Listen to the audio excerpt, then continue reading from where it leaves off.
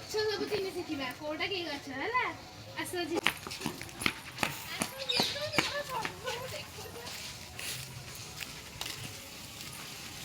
ଏଇଠି ସବୁ ଠିଆ ହବ ଏଇଠି ନେଇ ପିଲାମାନେ ଏଇଟା କୋଉ ଗଛ ଟଗର ଗଛରେ କଣ ପାଉ ଫୁଲ ପାଆନ୍ତି ନା ଆମେ କଣ କହନ୍ତି ଫୁଲ ନେଇକି କହିଲା ପିଲାମାନେ ଏଇଟା କୋଉ ଗଛ ଗୋଲାପ ଗଛ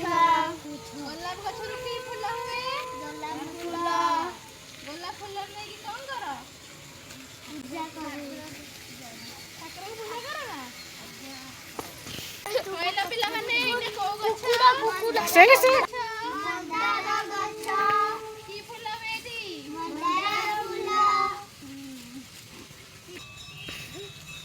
କହିଲା ପିଲାମାନେ ଏଇଟା କୋଉ ଫୁଲ ଗେଣ୍ଡୁ ଫୁଲର କଣ କରାଯାଏ ଠାକୁରଙ୍କୁ ପୂଜା କରାଯାଏ ଗେଣ୍ଡୁ ଫୁଲର ଏଟା କି ରଙ୍ଗ ହଳଦିଆ କହିଲ ଏଇ ପତ୍ର ଗୁଡାକୁ କୋଉ ରଙ୍ଗ ଗ୍ରୀନ ପିଲାମାନେ ଏଇଟା କୋଉ ଗଛ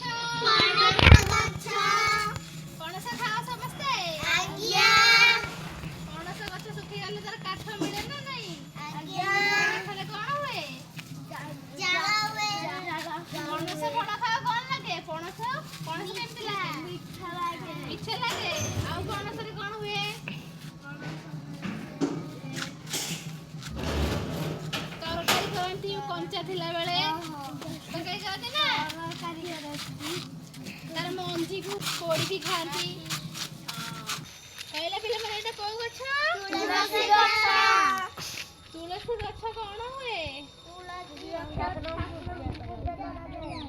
ଚଉଁରାରେ ଲଗାଯାଏ କଣ ହୁଏ ତୁଳସୀ ପତ୍ରର ଉପକାରିତା କଣ ଜାଣିଛ କଣ କହିଲ